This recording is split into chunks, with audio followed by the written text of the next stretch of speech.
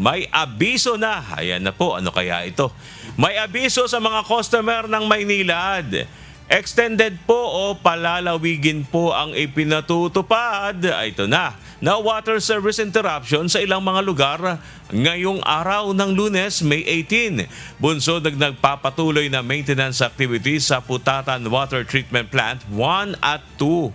Batay sa latest advisory ng Maynilad, extended ang water service interruption sa pagitan ng alas 11 ng umaga hanggang mamayang alas 6 ng gabi.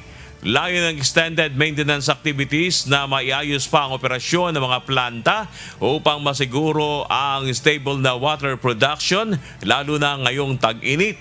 Kabilang sa mga apektadong lugar, ito na po ang area ng BF Homes, Marcelo Green at San Antonio sa Parañaque City. Tiniyak naman ng Maynilad na may mga water tanker sila na magrarasyon ng tubig sa mga apektadong lugar. Habang hinikayat din ito ang mga customer na mag-ipon ng sapat na tubig sa oras na mayroong supply. Hot dog!